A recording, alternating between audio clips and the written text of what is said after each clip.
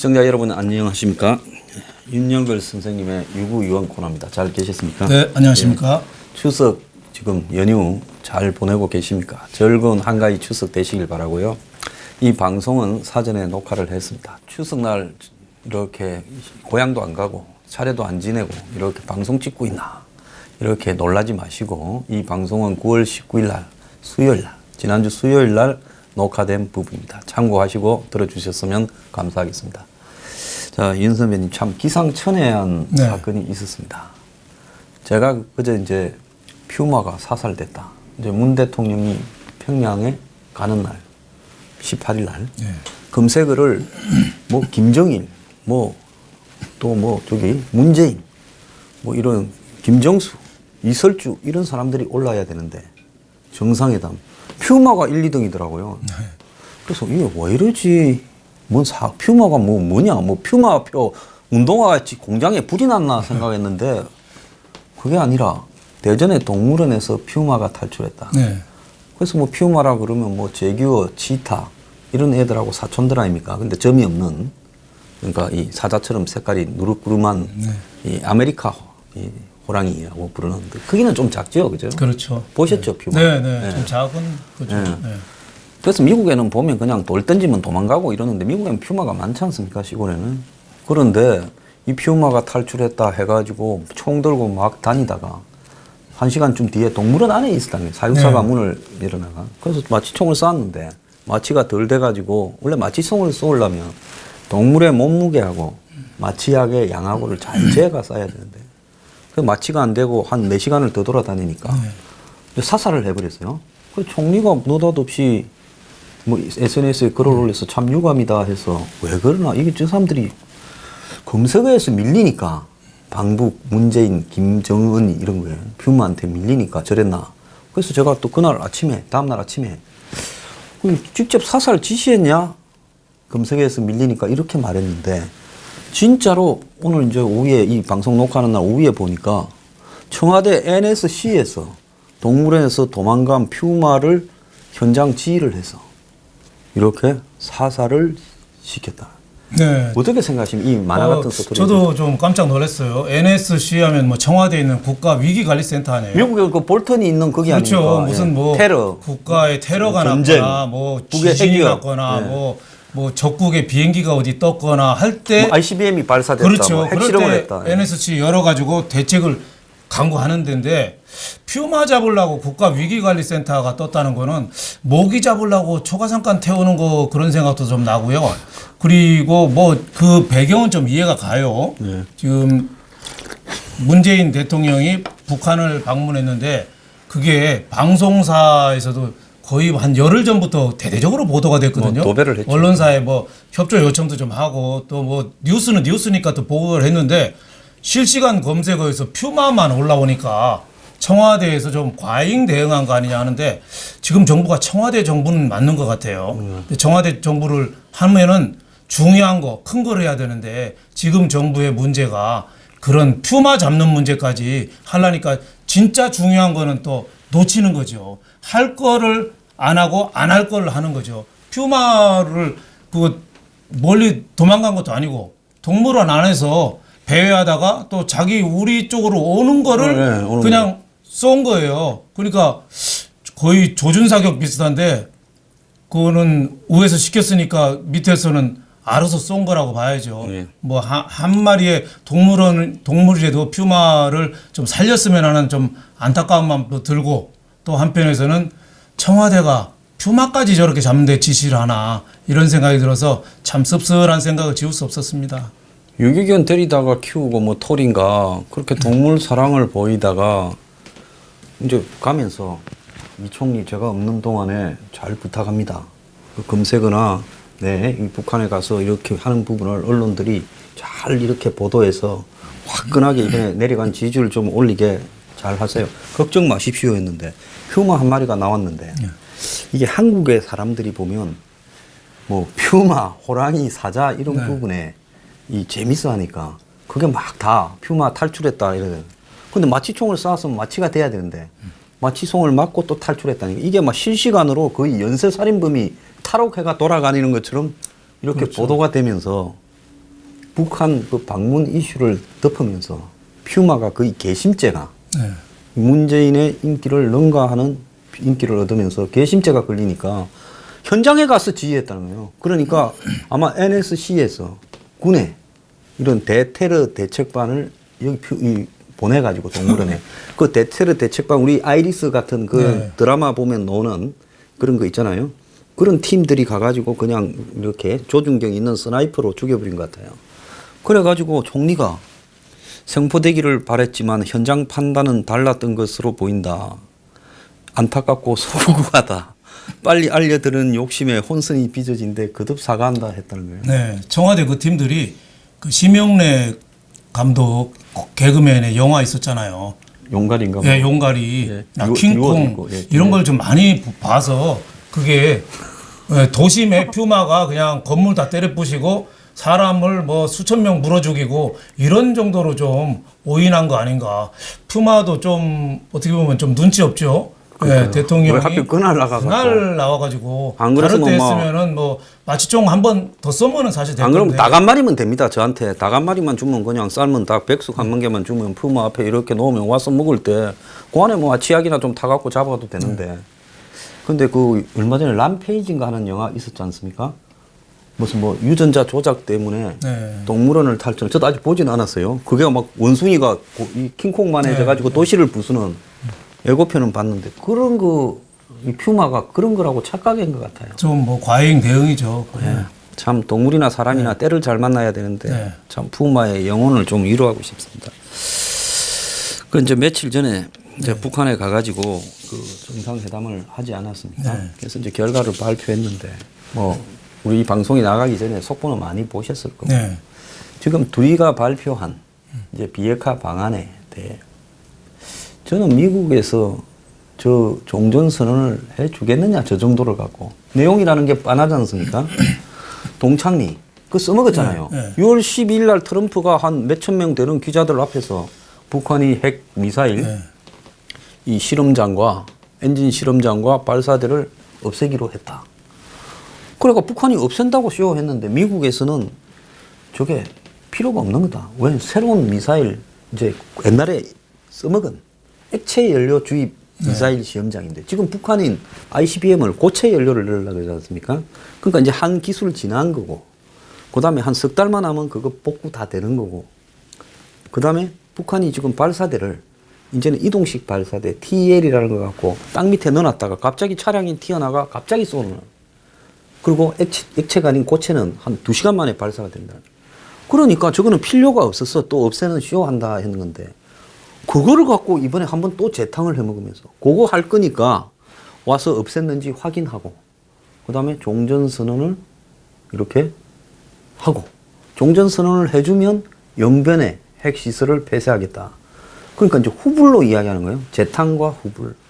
그래서 트럼프가 아무리 중간선거가 급해도 하겠습니까? 윤 선배님 어떻게 보십니까? 제가 보기에는 이 몸통이 비핵화고 네. 그 꼬리나 뭐 날개나 이런 게 다른 뭐 경제 이 협력이라든지 뭐 무슨 도로 연결, 뭐 재벌 방문, 올림픽이라든지 뭐 올림픽 같이 하는 거, 그다음에 상설 서울 내내 방문이라든지 소, 이산 개소 가족이라든지 그거는 곁가지예요. 네. 제일 중요한 어떻게 보면 식사로 말하면 메인 디시가 비핵화인데 비핵화가 우리 예상보다 너무 좀 약하다는 그런 생각을 지울 수가 없습니다. 네. 6개항을 합의를 했는데 예. 그 5번째에 그 나와요. 동창리 엔진 시험장하고 예, 예, 예. 미사일 발사대 참관하는 유엔 참관하면서 거기 영구히 폐쇄하기로 했다. 근데 그건 그렇게 새로운 일이 아니거든요. 그리고 또 영변의 그 핵시설도 뭐 폐쇄하는 거를 미국과 협의에 따라서 검토할 용의가 있다. 그러니까 종전선언을 예, 해주면 예, 그 다음에 예. 검토할 용의가 그러니까 일방적으로 하는 게 아니라 서로 상호주의로 살라미 전술이죠. 하면은 우리도 조금 하겠다. 뭐 그런 의미인데 제가 보기에는 너무 좀 진정성이나 이런 게 조금 약하지 않느냐. 그리고 우리는 받을 거는 비핵화가 여태까지 나왔던 거에서 별로 달라진 게 없는데 우리가 또 주는 거 외상장부 있는 주는 거는 또 철도 연결이라든지 뭐 도로 건설이라든지 남북 경협 지원이라든지 또 비무장지대에 그 공군 비행기 이런 것까지 또 다 우리는 또 자제하는 걸로 줄이거나 지원하고 이렇게 나와 있어서 우리가 받은 거는 구호에 굳혔는데 우리가 주는 거는 그 현찰이다. 도로 건설이나 뭐 철도는 연내 착공이잖아요. 그래서 대북 유엔 제재가 아직도 진행 중인데 우리가 한 발 한 발 같이 나가야 되는데 비핵화는 제자리인데 또 다른 발 관광 재개까지 관광재개 다른 개성공단, 금강산 이쪽은 너무 많이 가버려가지고 이쪽은 이게 좀 같이 가야 되는데 그런 면에서 앞으로 상당한 논란이 좀 예상된다 이렇게 볼 수 있겠습니다. 예, 네. 그래서 뭐 자세한 이야기는 뭐 그간의 속보를 많이 들으셨을 거고요. 이제 한 두 가지만 좀 이렇게 이야기를 해보겠는데 그 재계 그 주로 잘 아시는 경제 쪽의 전문가시지 않습니까? 그 기자 생활도 그쪽에서 많이 하셨고요. 이번에 그 이재용 회장 네. 그리고 또 최태원, 네. 구광모 네. 이제 한국의 1, 2, 3등 현대차가 네. 빠졌지만 현대차는 부회장 김용환 네. 부회장이 갔죠. 근데 이제 그 갈 때 전부 다가 사실은 말을 한 사람도 있고 아는 사람도 있지만 북한이 저분들 데려오랬다. 그래서 이분들은 뭐 여러 가지로 회사들마다 애로가 있고 조사도 받고 또 뭐 삼성은 가기 전날 에버랜드 노조로 또 압수수색도 하고 그러니까 뭐 안 갈 수 있겠습니까? 근데 현대차의 이제 정의선 부회장은 그 사실 요즘 정몽구 회장이 몸이 안 좋으시잖아요. 네. 그래서 정의선이 사실 회장이지 않습니까? 그렇죠. 근데 미국에 이제 윌버 로스 상무장관을 이제 뭐 세금 25% 때리는 문제를 갖고 긴급히 만나야 된다. 미국 갔어요. 참 그분 행운아. 그렇죠. 빠졌어요, 이번에. 그 현대차는 그 미국이 굉장히 중요합니다. 알리바마, 관세 기아도 또 조지아에 있죠. 25%를 맞으면은 현대자동차가 못 급격히 팔겠죠. 추락을 합니다. 예. 지금 뭐 임금이라든지 이런 국제 경쟁력이 갈수록 떨어지고 있는데 미국이 25%를 맞으면 견딜 수가 없습니다. 그래서 급하니까 간 거고 또 뭐 운이 좋았다고 볼 수 있는데 이번에 재계 총수들의 방문을 보니까 역시 우리나라에서는 기업인이 정권이 시키는 대로 안 할 수가 없겠구나.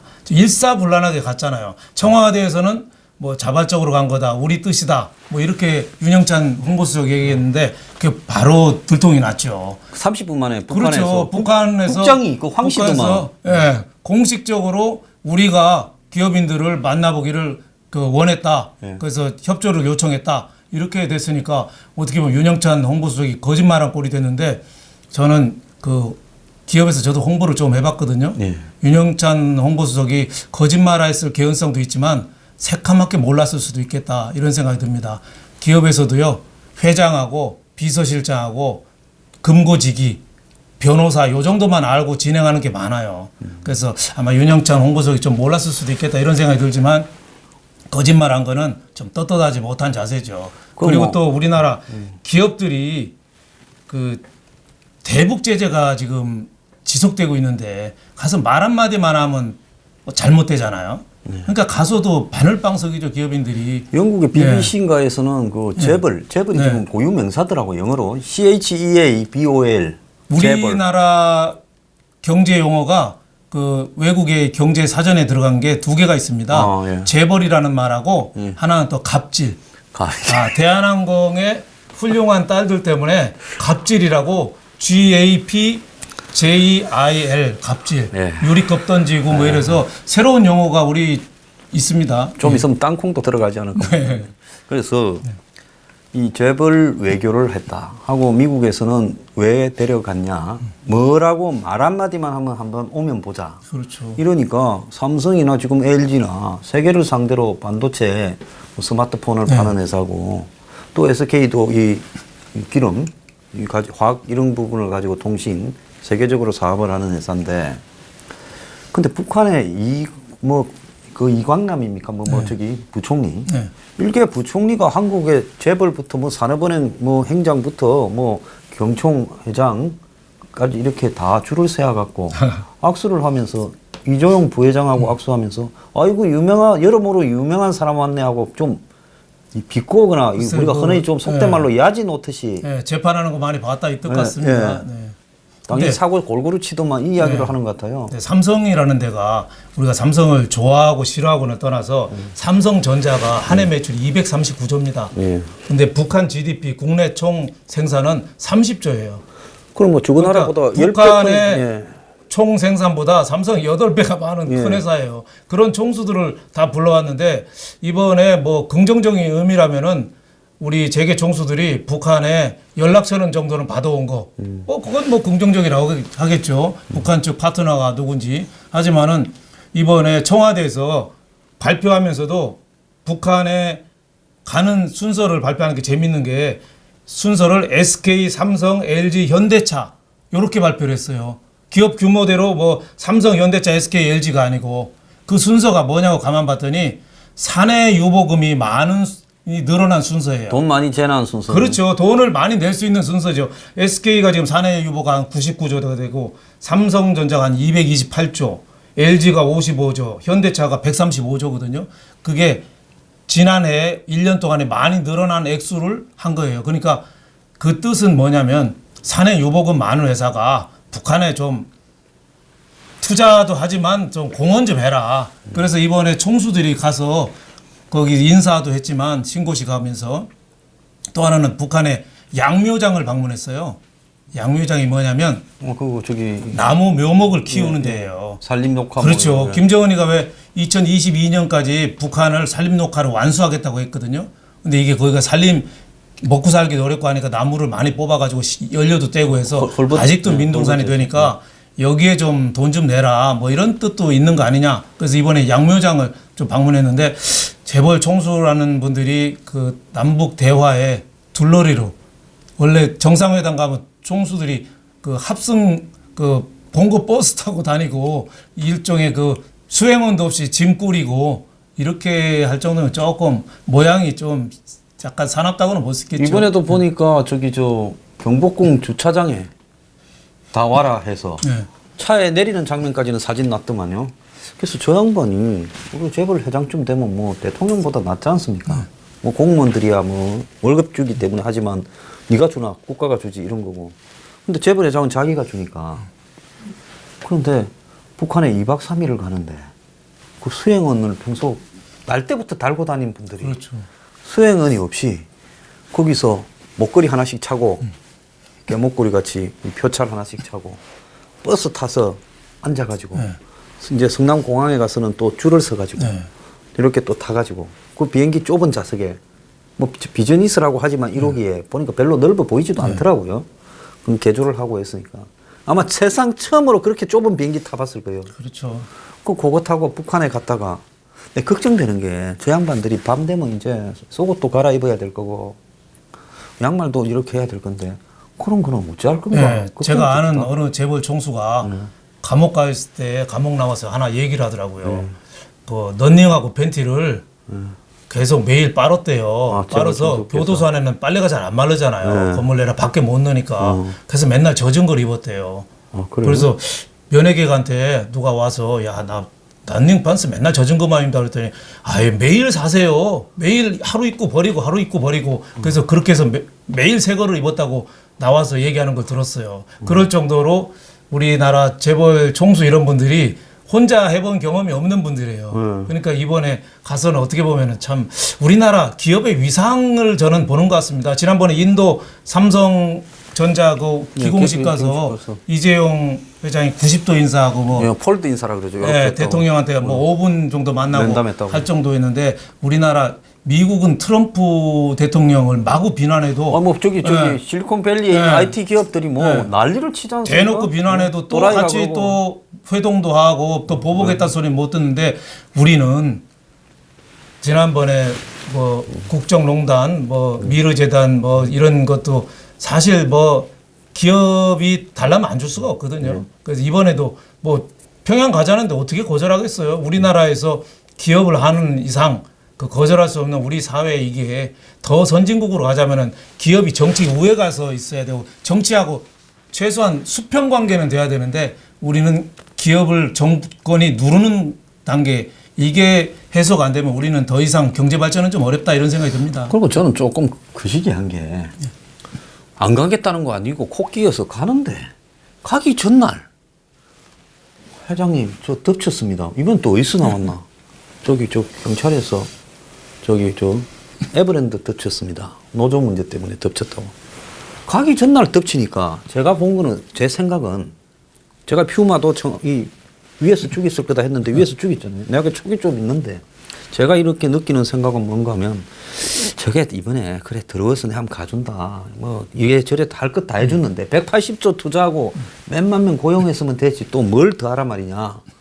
그래가 저기 이제 좀 꽁해가 있는 것 같습니다. 누가 그러니까 그러면 한번 또 오늘 틀어라. 그래 오늘 밤에 잠 못 자고 내일 북한에 가가지고 딱 요렇게 되지.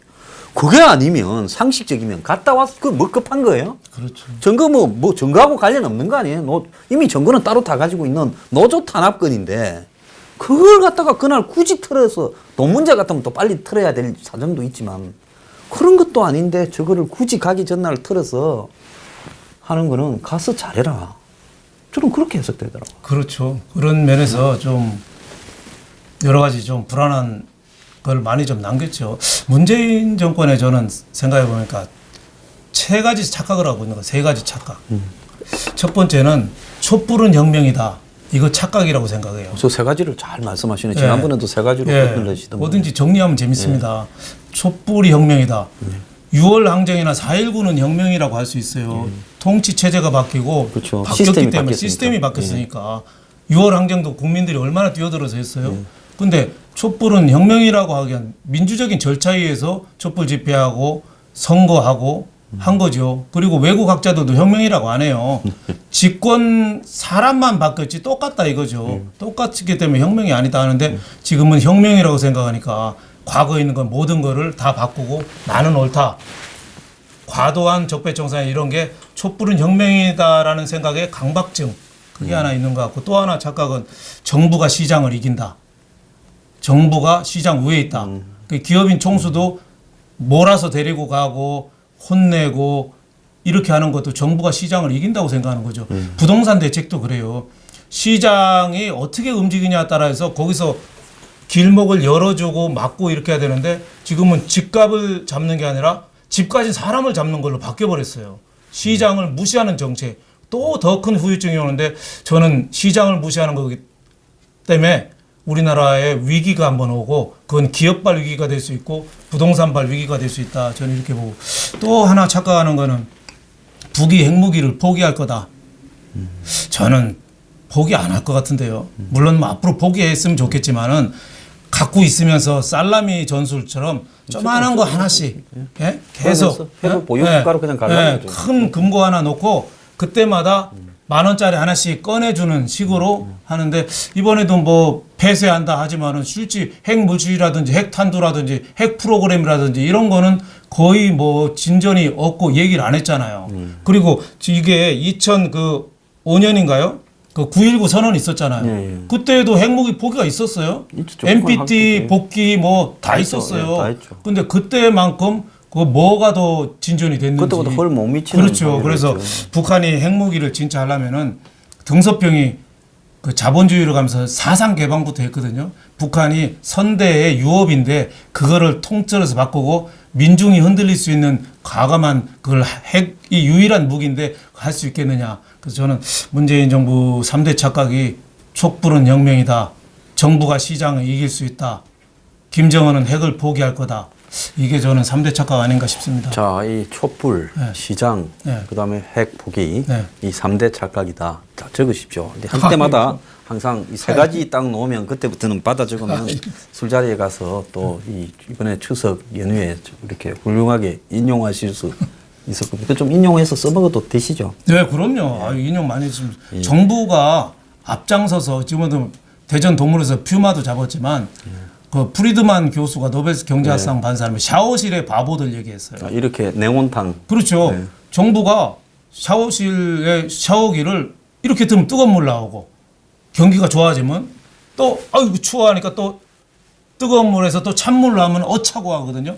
조금씩 물 내려가 봐서 온도 조절을 해야 되는데 그냥 샤워실의 바보들이라고 냉탕 온탕 계속 부동산 대책도 그렇고 뭐 소득 주도 성장이나 그런 것도 극과 극이 가는 거죠. 그러니까 정부가 과도한 개입이 결국은 경제를 흔든다. 그래서 샤워실의 바보들 뭐 이런 말을 했습니다만 지금 우리도 자칫하면은 너무 과도한 개입이 그런 꼴이 나지 않겠느냐. 그런 얘기 있잖아요. 아이가 처음에 부모를 안 믿기 시작한 게 목욕탕에서 아버지가 온탕에 있으면서 얘야 들어와라 안 뜨겁다는데 안 뜨겁다, 들어와라. 애가 첨부동하고 들어갔다가 어뜨거 하면서 세상에 믿을 사람 하나도 없다. 그래서 부자 부신이 그때부터 뭐 시작됐다는 그런 얘기도 있거든요. 아, 그게 이제 뭐 오이디푸스 컴플렉스의 원조였구나. 네, 그래서 과거에 우리나라 그 유업체 회장 한 분이 예, 그, 롯데호텔 예. 사우나에 풍덩 제주도 들어갔다가 롯데에 갔다가 그 그랬죠. 화상을 입어가지고 평생 오랫동안 고생하셨죠. 재판하시고 결국은 돌아가셨죠. 그럴 정도로 냉탕 온탕을 정부가 조절한다? 그건 사실 상당히 위험한 발상일 수도 있습니다. 자, 그래서 냉탕 온탕 하니까 요즘 그 밑에서 샤워하는 사람이 한 명 생각나는데 이재용 부회장이에요. 네. 왜 그런 거 아니? 이 정권이 들었을 때는 삼성 두들겨 잡아라. 이 정권을 지지하는 핵심들이 다 그래 이야기했지 않습니까? 민노총이든 뭐 좌파 단체든 이재용 잡아라. 그래가지고 정권이 들어서고 한참 동안 안 풀어줬잖아요. 올 봄에 나왔잖아요. 그렇죠. 그러니까 오래 살았지요, 그죠? 그러다가 또 이제 20회선가 풀어줬지 않습니까? 그래서 풀어줘서 나왔어요. 그럼 이제 이재용 부회장은 아유 나는 이제 살았다. 뭐 그 직전에 계속 조사도 하고 했는데 풀어주니까 이제 잘 됐다고 생각하지 않았겠어요? 그래서 인도 가가 이제 폴더로 절하고 투자하고 180조. 뭐 김동연이가 삼성에 가니 니 가지 마라. 왜 생색내로 가냐. 뭐 재벌한테 아부하러 가냐. 뭐 이래가 또 난리 쳤잖아요. 자기들끼리. 그러니까 이제 투자 발표도 했잖아요. 네. 참 이거 아부하기도 힘드네. 누구한테 아부해야 되나 이런 생각을 하면서.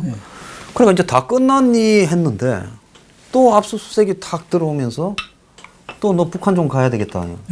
그러니까 이랬다가 하니 그 밑에서 완전히 뭐 백도로 아이 뒤었다 뜨거워라 이러다가 좀 있다가 또 아차와라 하다가 이재용 부회장 등짝은 그냥 얼었다가 탔다가 지금 그래 됐을 것 같아요. 예, 한쪽은 가마솥에 벌벌 끓고 있고 네. 한쪽은 얼음장 남극 얼음장 같은 데서를 왔다 갔다 하는 그런 형국이죠.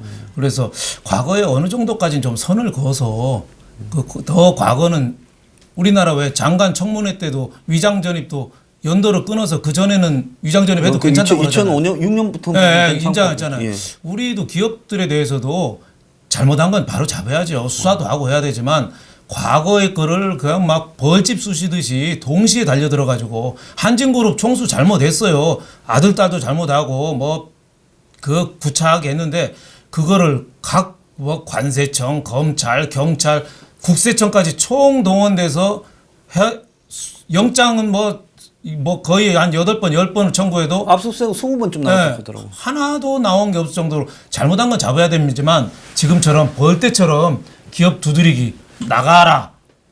그거는 이사회나 주주총회에서 결정하는 거예요. 정부서 이사회 사장 나가라고 회장 결정할 거 아니에요.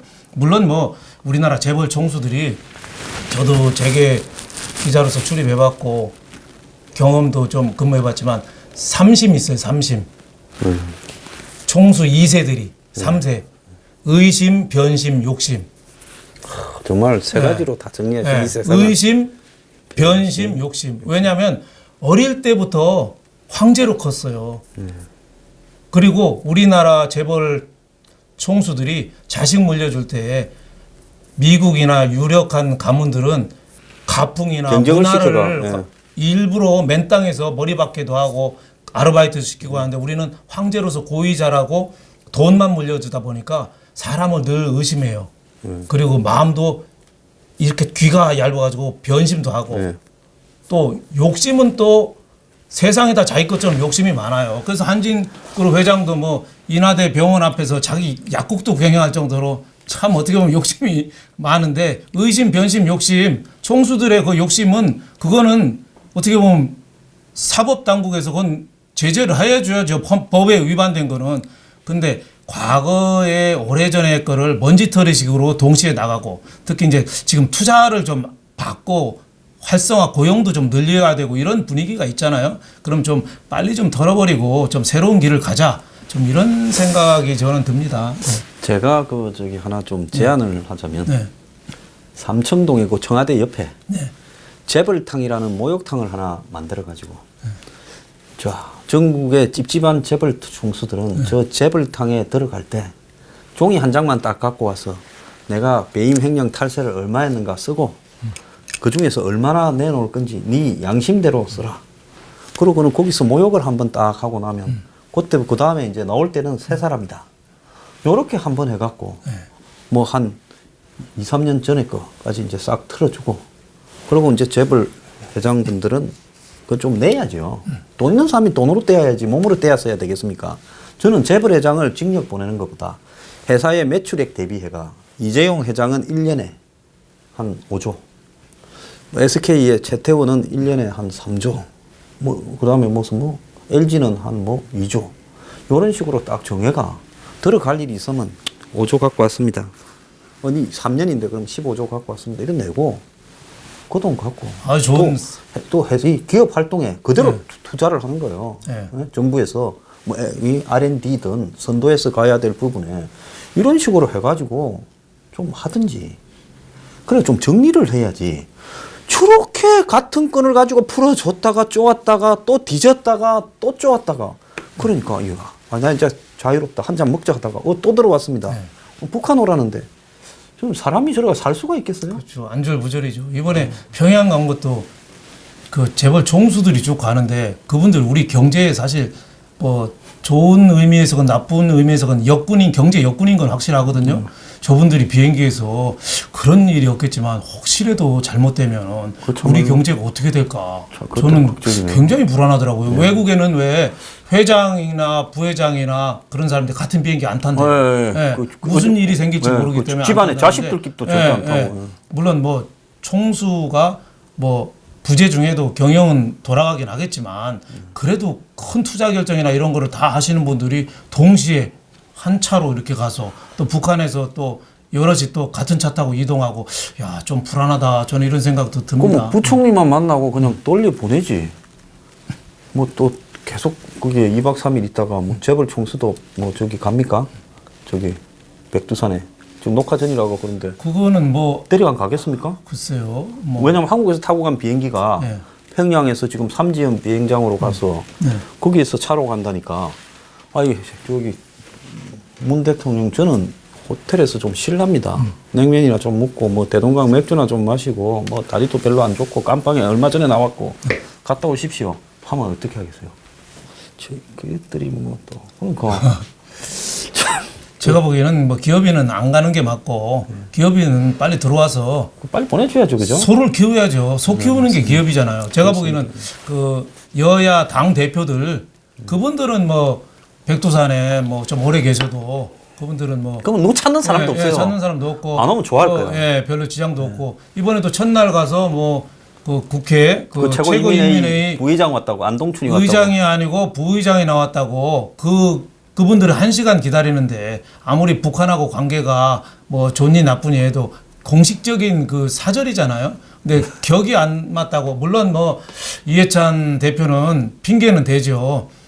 그 정상회담에 장관들이 많이 배석하는 줄 알았더니 배석을 안 해서 그 사람들이 시간이 많아서 우리 쪽에 다 붙어서 우리가 그 부의장 북한 만났던 사람이 너무 많아서 복잡해서 정리를 하려고 그랬다. 참 그런 핑계는 조금 궁색하죠. 그래서 그게 대인하고 소인하고의 그 차이점 아닌가. 그 격이 낮으면 어때요? 가서 뭐 만나는데 그것도 또 만찬장에 가서 김정은한테 이해찬 대표가 얘기했대요. 그 좀 만나게 좀 이렇게 해서 불발돼서 만나게 좀 해달라. 그래서 김정은이가 김영란 보고 만나서 다음 날 만났대요. 그래서 만나서 무슨 의미가 있죠? 근데 네. 북한에 국회가 있습니까? 나는 애초에 북한에 국회가 있느냐? 북한 사람들이 거기 보면 북한에 뭐 조선 뭐 저 노동당 말고 네. 무슨 사회민주당인가도 있고 네. 그 대표도 기다렸대요. 그러니까 북한에 김정은이는 생각하겠지. 우리의 이 당들은 전부 가짜인데 저 가짜당 저것들도 가짜당 한번 보십시오. 민주당 이중대 평화당 이 민주당 3중대 정의당 그래갖고 무슨 2중대 3중대 다 데리고 왔으니 아니 뭐 김영남 의장은 뭐 봉황에도 나왔잖아요. 네. 80도 넘어가 나이도 그런데 저 부의장 보내세요. 김정은이는 이 정치하는 사람들의 생각을 고수준으로 할 거고 북한에는 의회라는 게 가짜입니까? 네. 북한이 무슨 국회의원을 선거로 뽑습니까? 그렇죠. 그러니까 형식적으로 해도 그거 뭐 다 99.99% 되는 거. 그러니까 김정은이 우습게 봤는데 저는 또 역으로 이해찬이 성깔이 한 방 있더만 북한 가서 완전히 근성을 한번 보였네. 이렇게 생각했어요. 네. 감히 한국 사람 중에 특히 이 패 중에 누가 북한 가서 계기 났다고 이렇게 흔히 뺀지를 놓는다라고 할 수 있는 배짱을 가진 한국인이 한 명도 없었을 건데. 뭐 그런 점에서는 뭐 좋게 볼 수도 있겠지만 저는 칼은 중요한 데 써야 됩니다. 큰 칼 갖고 과일 깎는 데 쓰거나 그러면은 우습잖아요. 그래서- 그 격이 낮다고 안 가고 하는 거는 이해찬 대표가 물론 뭐 거기 연배도 제일 높고 하니까 뭐 좀 앞장선 것 같은데 책임도 제일 있죠. 저는 옛날에 구상유치라는 말이 생각나요. 구상유치. 네, 젖빈이 난다. 네, 조금 유치하지 않느냐 저는 이런 생각이 들어서 야 우리나라 정치 수준은 역시 북한에서도 우습게 볼 정도로 낮을 수도 있겠다. 저는 이런 생각이 들었습니다. 저는 이제 모든 책임을 청와대로 항상 규정하는 못된 버릇이 있어요. 그래서 이것도 청와대 탓이다. 왜 청와대 탓이냐? 퓨마도 청와대 탓이고 이 북한의 뭐 최고 인민회의 부의장을 1시간 기다리는 걸 딱지 놓은 것도 청와대 탓이다. 청와대가 가제했잖아요. 저 9개 정당 대표하고 이 국회의장단은 그때 뭐 그거 우리가 어떻게 대통령을 따라 뭐 가는 게 모양이 좀 그렇지 않냐 하니까 뭐라고 했는가 하면 기억 분명히 나실 겁니다. 자, 대통령 수행원으로서가 아니라 가서 계기에 맞는 그런 북한의 이 국회 격인 최고인민회의하고 이렇게 하실 거다. 이렇게 말을 했잖아요. 그렇죠. 그러면 미팅을 잡고 이런 거를 다 누가 잡았겠습니까? 국회에서 막판에 이렇게 따라붙은 사람들이 북한하고 약속을 해서 미팅을 잡았겠습니까? 그렇죠. 청와대가 다 잡았을 거예요. 몇 시에 국회 따라간 사람은 그렇겠죠. 애초에 네. 가자고 꼬실 때 그게 전제 조건이었으니까. 네, 네.